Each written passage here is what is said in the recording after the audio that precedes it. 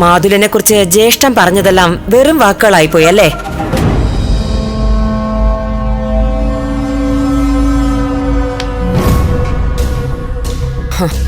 ഞാൻ സംശയിച്ചത് തന്നെയാണ് സത്യം.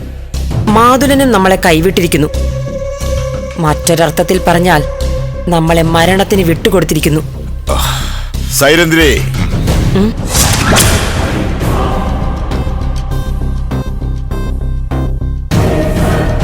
മാതുലന് പ്രണാമം. എന്തുപറ്റി നാഗേന്ദ്ര?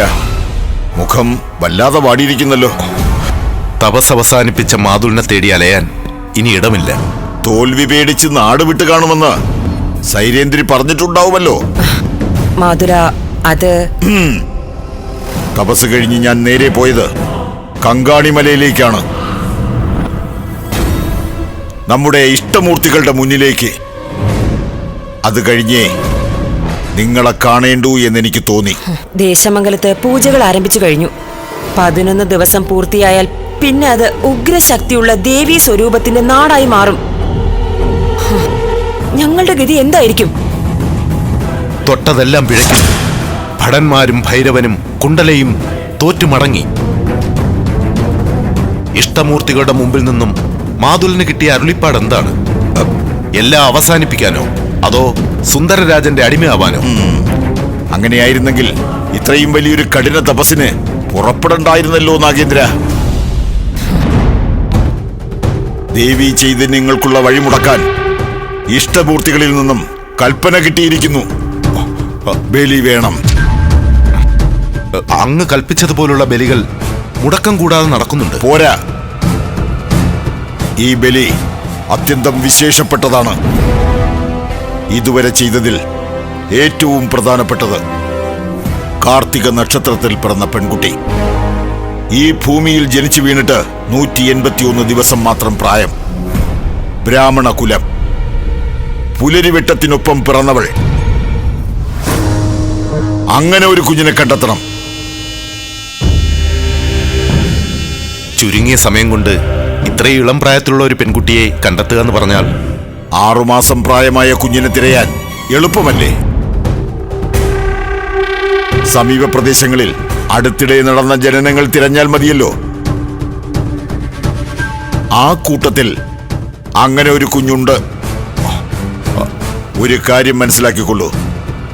പൂജയുടെ അവസാനത്തുള്ളി തീർത്ഥം ദേവീ വിഗ്രഹത്തിന്റെ ശിരസിൽ വീഴുന്നതിന് മുമ്പ് നാം പറഞ്ഞ ബലി നടക്കണം. അങ്ങനെയെങ്കിൽ ദേശമംഗലത്ത് ദേവീ സാന്നിധ്യം ഉണ്ടാവുകയില്ല. നാഗേന്ദ്രന്റെയും സൈരന്ധ്രിയുടെയും ശക്തി 100 ഇരട്ടിയായി വർദ്ധിക്കുകയും ചെയ്യും. എങ്കിൽ ഞാൻ ഇപ്പോൾ തന്നെ പുറപ്പെടുകയാണ്. അങ്ങ് പറഞ്ഞ ലക്ഷണങ്ങളുള്ള കുഞ്ഞിനെ കണ്ടെത്തിയേ ഇനി മടക്കമുള്ളൂ. മനസ്സിൽ ഒരുപാട് സംഘർഷങ്ങളുണ്ട് സൈരന്ധ്രിക്ക്. അത് പിഴുതു കളഞ്ഞേക്കൂ. ഇഷ്ടദൈവങ്ങൾ തിരഞ്ഞെടുത്ത കുഞ്ഞ് ഈ ബലിക്കലിലെത്തട്ടെ. പിന്നെ ദേശമംഗലം മാത്രമല്ല, അതിരുകളില്ലാത്ത രാജ്യം മുഴുവൻ നിങ്ങൾക്ക് കീഴടക്കാം.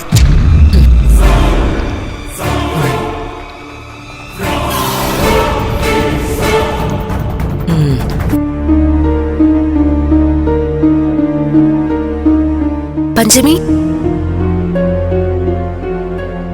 നീ വാതിൽ തുറക്കാത്തതെന്താ? ഇന്ന് ക്ഷേത്രത്തിൽ പോകുന്നില്ലേ നീ? എടുത്തേ, എനിക്ക് അശുദ്ധിയായിരിക്ക. ക്ഷേത്രത്തിലേക്ക് പോവാൻ കഴിയില്ല. സുധാമണിയെയും ലീലയും ക്ഷേത്രത്തിലേക്ക് അയക്കണം. കുഞ്ഞിനെ നോക്കിക്കൊള്ളാമെന്ന് ഞാൻ വാക്ക് കൊടുത്തിട്ടുള്ളതാ. ഞാൻ അറിയിക്കാം. എന്തായാലും നിങ്ങൾ തുടങ്ങി വെച്ചത് നന്നായി. ഒന്ന് വിട്ടുകൊടുത്തിരുന്നെങ്കിൽ താഴ്ന്ന ജാതിക്കാർ ക്ഷേത്രത്തിൽ പ്രവേശിക്കുക തന്നെ ചെയ്തേനെ. എങ്കിൽ പിന്നെ പ്രളയം വന്ന് സർവ്വതും നശിക്കുക തന്നെയായിരുന്നു അതിനേക്കാൾ നല്ലത്. തിരുത്താൻ ശ്രമിക്കുക എന്ന് പറയുന്നത് ദൈവത്തിനെ തന്നെ തിരുത്തുകയല്ലേ? അതിനേക്കാളും വലിയ പാപമുണ്ടോ ശിവശങ്കരൻ?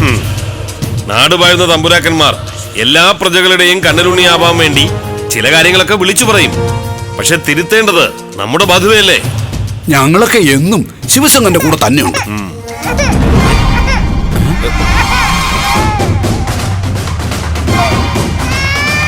പൂജ നടക്കുന്ന സമയല്ലേ? കുഞ്ഞിങ്ങനെ നിർത്താതെ കരഞ്ഞാൽ പൂജാരിക്ക് ഏകാഗ്രത നഷ്ടപ്പെടില്ലേ? ഇത്രയും ദിവസം പഞ്ചമിയായിരുന്നു കുഞ്ഞിനെ നോക്കിയിരുന്നത്. അപ്പോഴൊന്നും ഇങ്ങനൊരു കുഞ്ഞിവിടെ ഉണ്ടെന്നുള്ള കാര്യം പോലും നമ്മൾ ആരും അറിഞ്ഞിരുന്നില്ല. ഇതിപ്പോ എന്ത് പറ്റി? അമ്മേ ദേവി മഹാമായ യാ ദേവി സർവഭൂതേഷു ശാന്തിരൂപേണ സംസ്ഥിത യാ ദേവി സർവഭൂതേഷു മാതൃരൂപേണ സംസ്ഥിത യാ ദേവി സർവഭൂതേഷു ബുദ്ധിരൂപേണ സംസ്ഥിത യാ ദേവി സർവഭൂതേഷു ശാന്തിരൂപേണ സംസ്ഥിത യാ ദേവി സർവഭൂതേഷു ശക്തിരൂപേണ സംസ്ഥിത യാ ദേവി സർവഭൂതേഷു മാതൃരൂപേണ സംസ്ഥിത യാ ദേവി സർവഭൂതേഷു ബുദ്ധിരൂപേണ സംസ്ഥിത നമസ്തസ്യൈ നമസ്തസ്യൈ നമസ്തസ്യൈ നമോ നമഃ.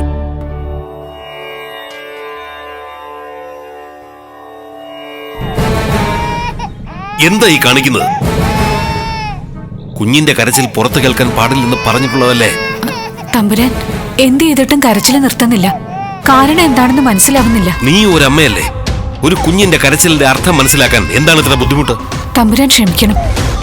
വിശപ്പല്ല, ഉറപ്പാ. ചൂടെടുത്തിട്ടുമല്ല, ഇളം കാറ്റുണ്ട്. പക്ഷേ ശ്രീകോവിലിനുള്ളിലിരിക്കുന്ന വിഷ്ണുദത്ത നമ്പൂതിരി അസ്വസ്ഥനായാൽ പൂജ മുടങ്ങും. പൂജ മുടങ്ങിയാൽ ദേശമംഗലത്തിന്റെ പ്രതീക്ഷയാണ് അതോടൊപ്പം മുടങ്ങുന്നത്. മനസ്സിലായോ? അടിയങ്ങൾ എന്താ ചെയ്യേണ്ടത്? കുഞ്ഞിനെയും കൂട്ടി ദൂരെ എവിടേക്കെങ്കിലും പോ. കരച്ചിൽ തിരുമേനിയുടെ കാതിൽ എത്താത്ത അത്രയും ദൂരം പൊയ്ക്കോ. തമ്പുരാൻ, കുഞ്ഞു ക്ഷേത്രത്തിൽ തന്നെ ഉണ്ടാവണമെന്ന് പൂജാരി പറഞ്ഞിട്ടുള്ളതല്ലേ? ഇപ്പൊ നാം എന്താണോ പറയുന്നത് അതനുസരിക്കുക.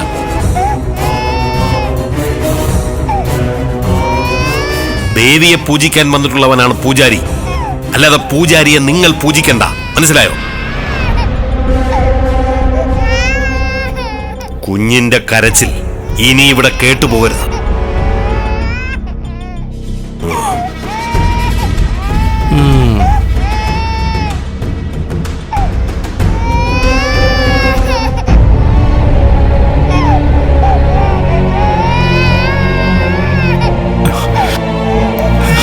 ദേവി, അടിയന്റെ ചെയ്തികളിൽ എന്തെങ്കിലും പിഴച്ചോ? ഏകാഗ്രത നഷ്ടപ്പെടാൻ തുടങ്ങിയിരിക്കുന്നു. അടിയനെ പരീക്ഷിക്കരുതേ അമ്മേ. അടിയന്റെ കുഞ്ഞ് ദേവിയുടെ കൈകളിലാണ്. കാത്തുകൊള്ളണേ അമ്മേ.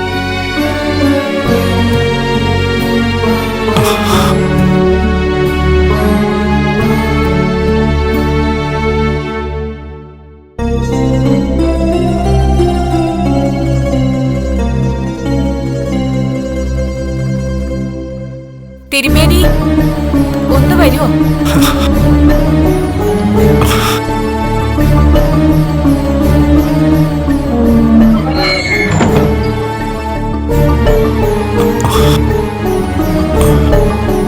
കുഞ്ഞെവിടെ? ദൂരേക്ക് എവിടെയെങ്കിലും കൊണ്ടുപോയോ നമ്മുടെ കുഞ്ഞിനെ? കയ്യെത്തും ദൂരത്ത് നമ്മുടെ കുഞ്ഞുണ്ടാകുമെന്ന വ്യവസ്ഥയിലാണ് ഇതെല്ലാം ഏറ്റെടുത്തത്. അത് ലംഘിക്കുന്ന ഒരു കാര്യവും നാം അനുവദിച്ചു തരില്ല. അങ്ങ് വരൂ.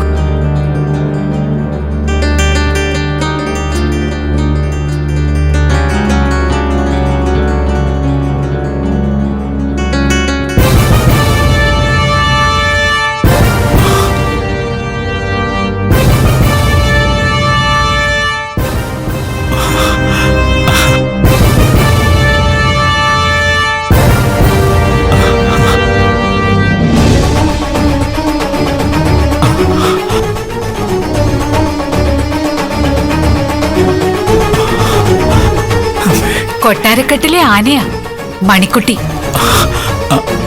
അല്ല, ഇത് വിഘ്നേശ്വരനാണ്.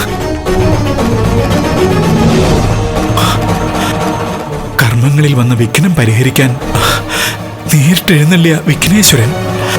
അമ്മേ ഭഗവതി.